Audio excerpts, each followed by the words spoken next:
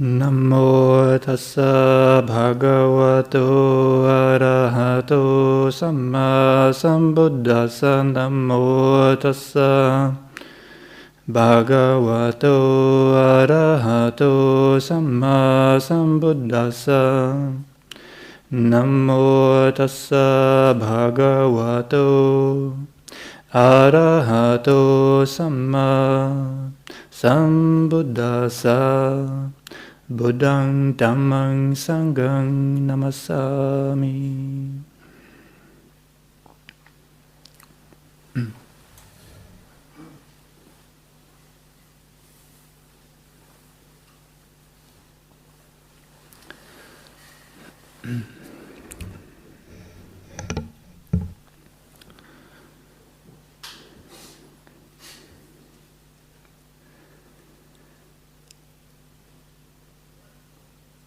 Okay, so as at least some of you know, I just returned a few days ago from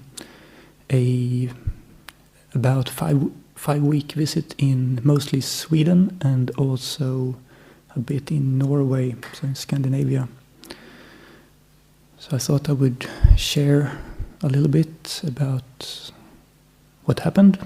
It was various activities, and we had a meditation retreat led by Tanajan Karuniko, and then also some other things happened, and also went on about a week of tudong, or a walking pilgrimage. So I thought I would share some, principles that I thought or think I can observe, and also some meetings with people. I think many monastics experience that when they are out on tudong walking, that they have all these kind of interesting, unexpected meetings. Sometimes, at least this time, sometimes they're quite kind of comical, and sometimes they're very beautiful. So it can be a whole mix and range of events. I think that's very much part of it as well. You never quite know what's going to happen, and that's the point. Just learning to live with uncertainty, expected, unexpected, and developing a certain trust. And I would express that as a trust in the Dhamma, I think. What came to mind when I was walking on this pilgrimage was a saying: the Dhamma protects those who uphold the Dhamma. I think that's quite a nice phrase to reflect on. What does that mean?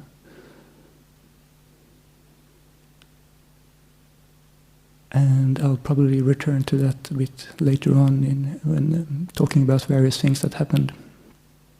But that was a recurring thought during this time in Sweden. How when we try our best to be sincere, keep to principles of truth, principles of morality, goodness,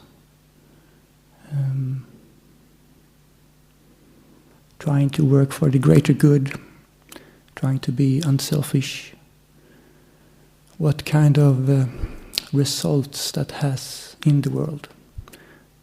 What returns to you when you act from those, or try to act at least from those intentions?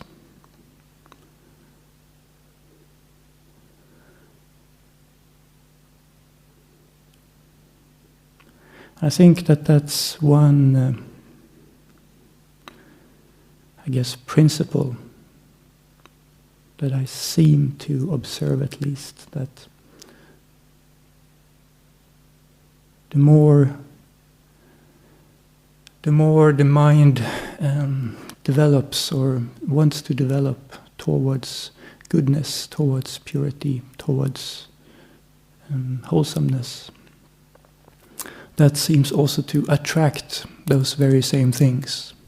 So it seems to attract goodness, wholesomeness, both in other people, how other people respond to you, how other people interact with you, what kind of people you come in contact with.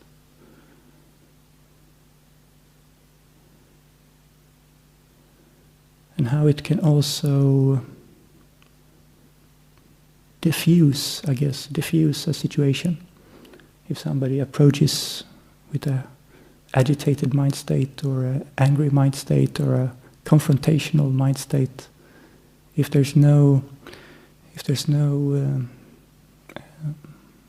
reaction or return of that confrontation, then it seems to just diffuse the other person's mind state as well. So it's also interesting how the mind states of the two people interacting with each other, how that affect each other, and how it kind of can either bounce off each other or how it can just diffuse or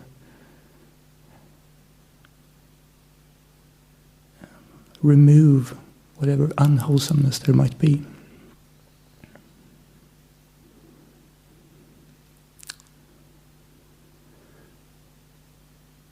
But before going into too much about Sweden and what happened there, I thought I would start with sharing a brief conversation I had. It was quite a few years ago now, but it was with a monk. It was a different monastery, and this monk had been ordained for quite some time. I think maybe 12, 15 years or something like this. And he was talking about how he started out in the Ajahn Chah tradition, Ajahn Chah practice, but later on kind of took a turn towards a different style, different teacher. And he was talking about how he had tried the various practices that was recommended to him, including staying under a teacher for the first 5 years, learning from a particular teacher, and also doing upataking, meaning that you're acting as a kind of assistant or a attendant, helping the teacher with various things at the same time as you're learning from that teacher. So it's kind of a mutual, in best case, a mutual helping of each other. And we have the very same system here.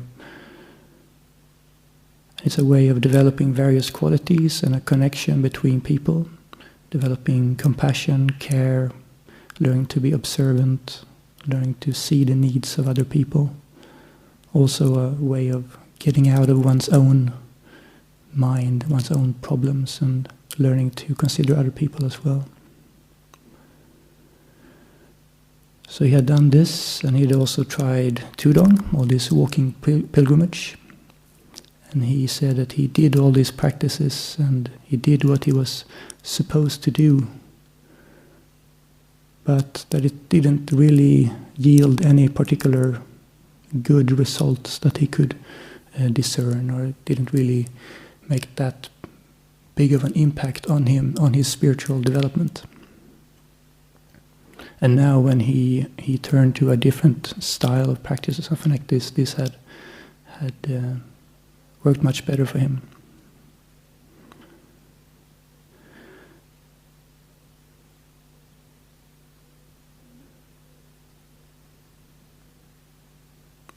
So to me, I since I'm part of this tradition, I obviously thought that was a bit sad or something like this, that he didn't get much out of these practices, and that he couldn't find or see benefit from doing these things. So I reflected on, well, why is that? Why didn't he receive what he hoped for, expected, or wanted?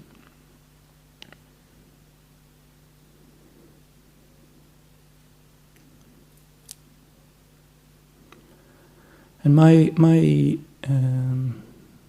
how I interpreted what he said and how he said it was basically that he seemed to just have the attitude of, you need to do these things. You're supposed to do this and then that, and then you do tudong, and then you do this, and then you do that. And there was no, or there was maybe a lack of reflectiveness or a lack of heart in the practices. Just doing it because you do it, or you should do it, but not really taking to heart why do we do it? What's the point? Why do we have these forms and practices and things that we do?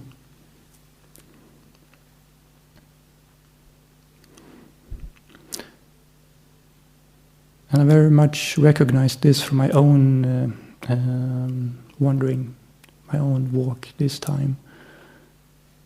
At some point I just recognized that I was just walking according to plan. I was here, I was going to go there, and then I was going to this, and after that I was going to there and here, and just had this plan I was following. But suddenly there was a kind of a change in attitude or change in approach when being able to observe that, at least to some degree.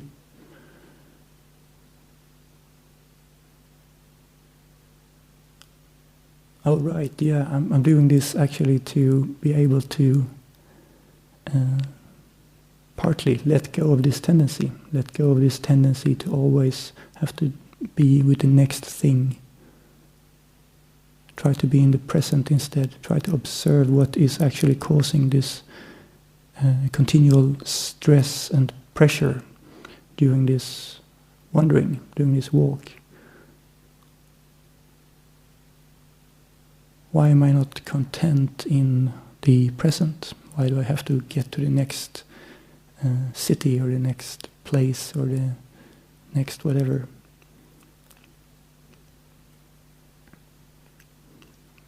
It's going to be the same thing there again. And that can be just how we move through life, how we go through life, I think. Not seeing that this is causing continual, perpetual pressure, stress on us. And learning how to let that go, let that tendency go. Obviously it can be very useful to be able to do things, and we need to do that as well. But when it becomes automatic, habitual, unseen, we're not mindful of the tendency, we just identify with it, then it starts to create suffering, create dukkha for us. So to be able to use these practices as a tudong or a walking pilgrimage in order to observe the mind, observe tendencies, act as a mirror for our practice. This seemed to me to be what this other monk, he had maybe not done to a great degree. Just doing it to kind of tick it off the list, and then it was all done. But what was the purpose? What was actually the reason for doing this practice?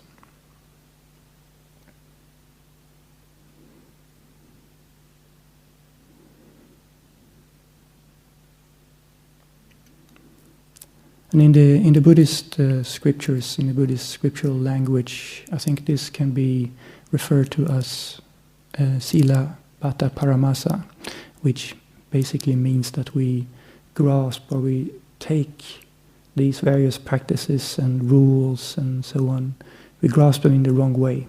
We think that these things in and of themselves will lead to purity, will lead to results, will lead to good lessening of dukkha. So we kind of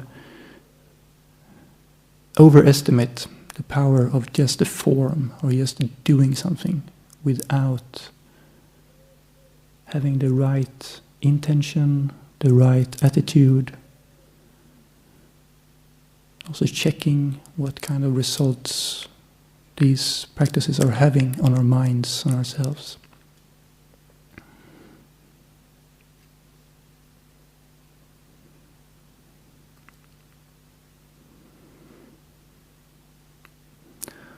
So especially in a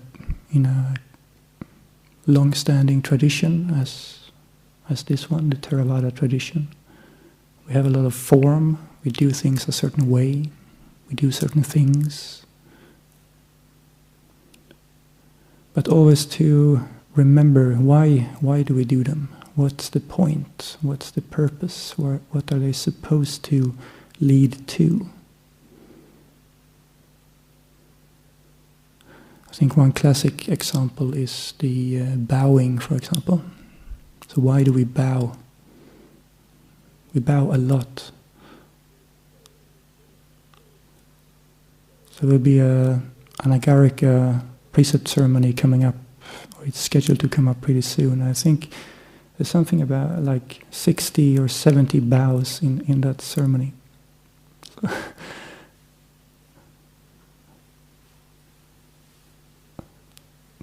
So what's that about? Why do we bow so much?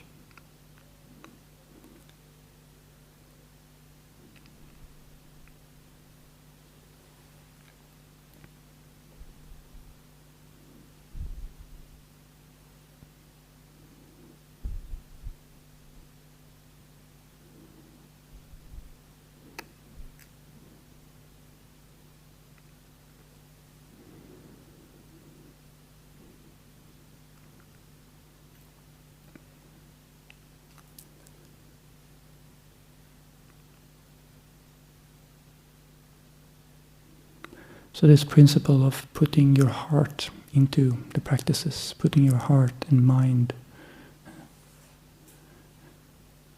Lompo Sumeru calls it breathing life into the form. Like how do we give it life? How do we do something that's structured, that's formalized, but still have a genuine and real intention behind it? How do we actually do that? I think that's something we all can reflect on, and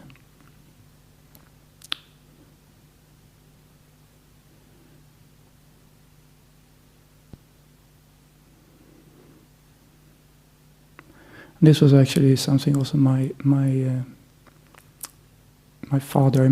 I stayed with my father in Sweden also for some time, and he always, every time I go there, he always challenged me. He always tried to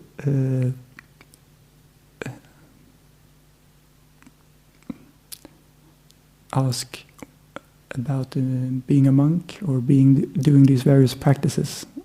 What's the point? Why would anybody do that to themselves? Or why would you go on a pilgrimage with no money, no food, sleeping out in just a tent? To him, it just seems like self-mortification.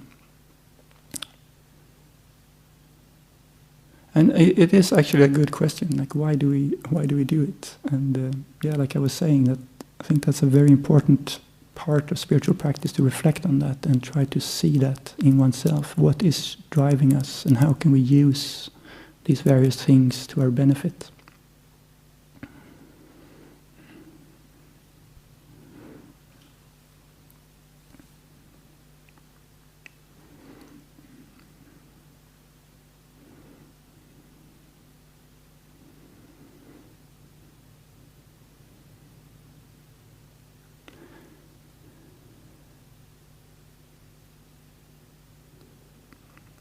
And that was another principle I was trying to follow, at least during my time in Sweden, regarding benefit.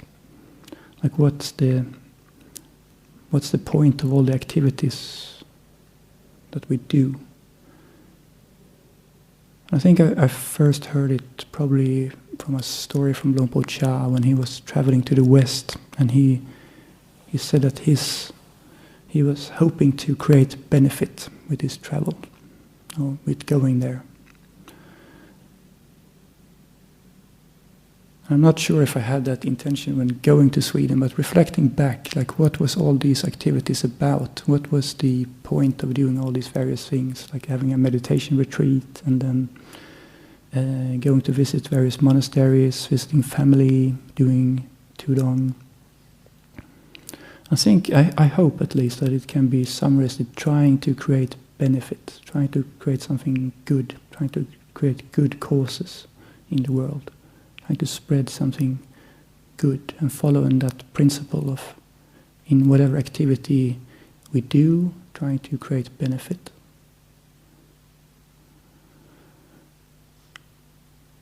And when you come out a bit more in society, like I was in Sweden, you get to hear more about the news and what's going on in the world, and there's quite a lot of wars and things, and quite a lot of quite tragic, violent news, quite terrible situations going on, a lot of violence. You can feel quite powerless, not knowing really what to do about it.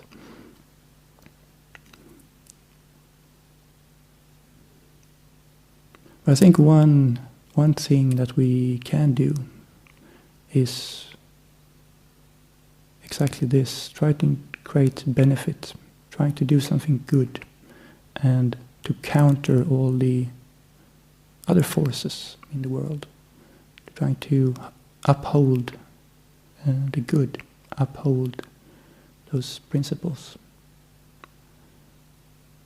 and trust that those actions have ripple effects, that they're not limited to just that situation or that person that we are interacting with at that time.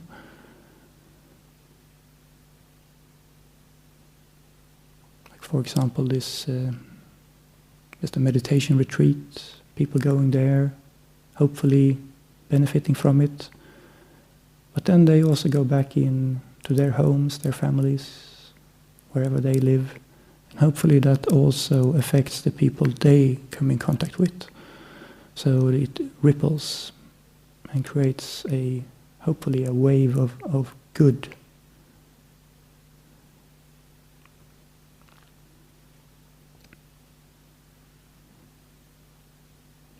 And to learn to trust that, and to learn to see that, to learn to see the causes and effects of good actions, of good intentions, when we try our best to effect something worthwhile.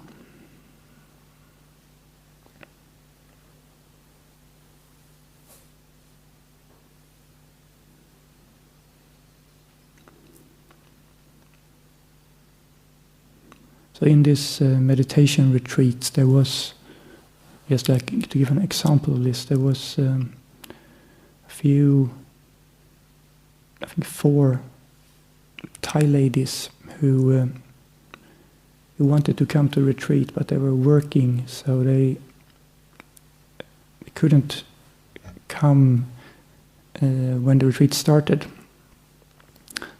But on the Friday, I think it was on the Friday, they were working, and then at 12 midnight they left Stockholm, which is about 5-6 hours drive away from where the retreat was, drove to the retreat, arrived at in the morning, very, very early in the morning, and joined the retreat. And they were obviously very tired, and but also both their actions, their great commitment and their effort was at least for me, it was like super inspiring.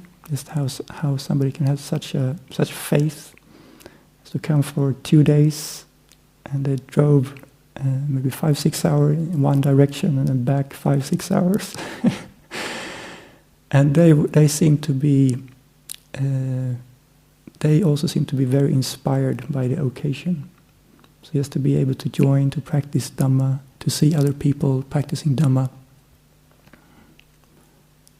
And they said just to see monks practicing a lot of meditation. That was something it was a very long time since they saw that. Just to be able to inspire each other and create good causes and good conditions.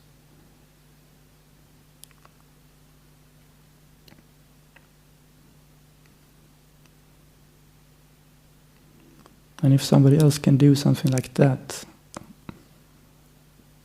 what can we do? Can we go to morning puja, for example? Can we come up in the morning, even though we are tired, remembering that story of the ladies who drove at midnight, 5-6 hours, to just arrive at the meditation retreat?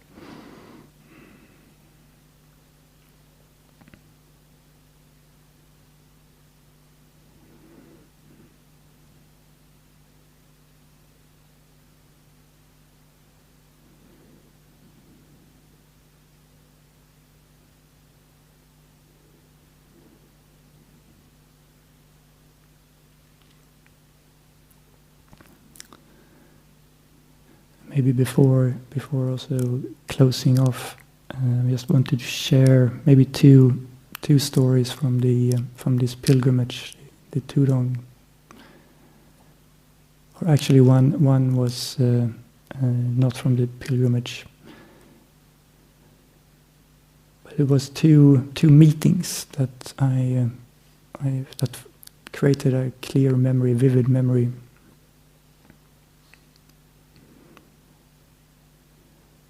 And one was quite a comical meeting, I would say. When you're dressed like this with the robes, people tend to notice you, especially maybe in a country like Sweden. It's not that common. And I was walking with my father. We were going to the hospital actually, and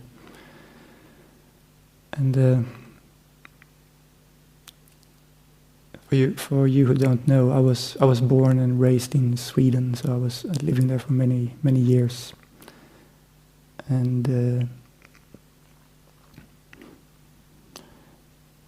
I guess I look quite Swedish as well, quite a common Swedish look. And when we were walking, there was an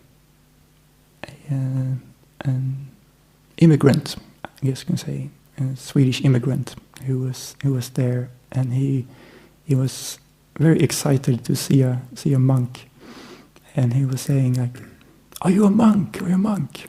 And I said, "Yeah." And he was saying all kinds of kind of excited things. I tried to find a way to translate it into English, but it was impossible to to find the actual words. But it was something like, "Oh yeah, wicked. That's a monk. That's a real monk." He was saying things like this, and he was had quite a strong accent, quite a strong foreign accent, and finally said something like, "Oh yeah, welcome to Sweden." And my father, he felt it was quite funny actually, just. Being welcomed as a Swedish person, being welcomed back to Sweden. But I guess you look quite foreign in the robes and so on. So I just said, "Oh yeah, thank you." And he was very, very excited. So you get meetings like this, and then you also another type of meetings you also get is. People who already have faith, already know what it's all about. So on one occasion I was on bindabat and standing outside a store in a city, just waiting. It just took maybe 5 minutes or something like this. It was very quick. And then there was a Thai lady who came up to me, approached me, and I can't remember exactly how it happened, but she probably asked what I was doing, and I just said I was on bindabat, and so she went into the store and bought some food. And that was plenty of food for the day. But then she also invited me to come to her apartment, which was just like 100 meters away, to eat there. And her husband was there, and later on her daughter also came. So I was just sitting there and talking to her, and she was born, I can't remember, I'm afraid, the city now in Thailand, but it was the same city which Luang Por Man was from. So she had quite a strong connection to this tradition, and also the tudong tradition. And we talked about what I was doing, and she had never met a tudong monk before. And also when she learned that I was just walking without money, without mobile phone, just living on trust, on faith.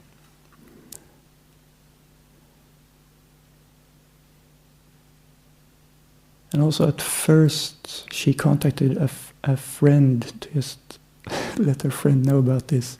And that friend, she wanted to offer money. And that seems to be the kind of the assumption that monks use money these days, and that I came across that a few times, just wanting to offer money. And I said, no, we don't use money in our tradition, we don't accept money. And at first, I think it was a little bit taken back or surprised by that. But then I think, at least, this is just my assumption, but it seemed like she was connecting that to her memories, perceptions of Luang Por Man and the forest tradition.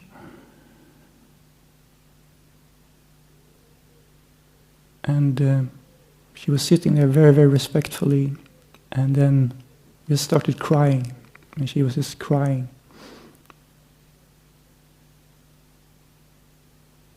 And after a while she just said, "Piti, Piti," and she was just crying. Piti is like joy, happiness, spiritual rapture.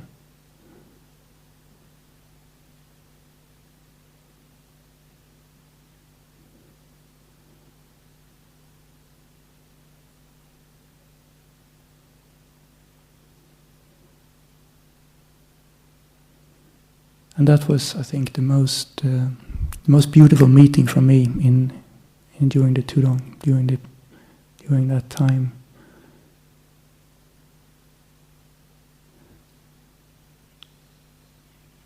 And I hope, or maybe I assume, that was because she could relate to somebody who's at least trying the spiritual path in whatever way they can, and that still exists.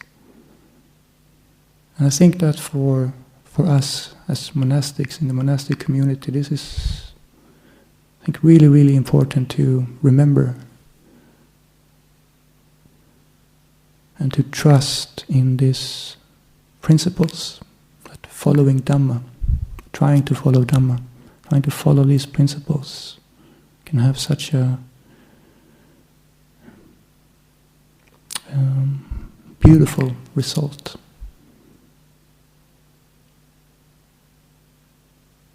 And not always to take the convenient way or whatever is easiest or something like that.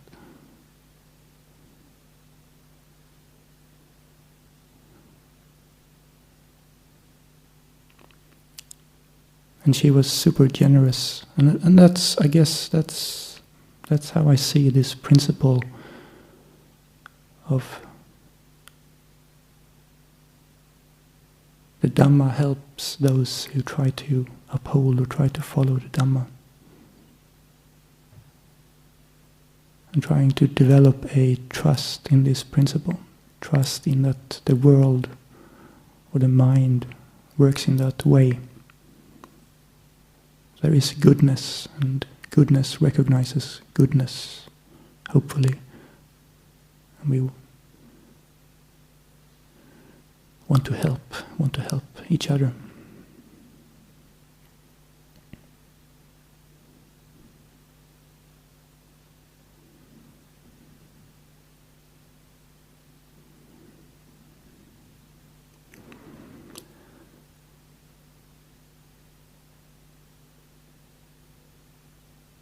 So yeah, there's many other things I could share, but I think that's probably enough for this evening.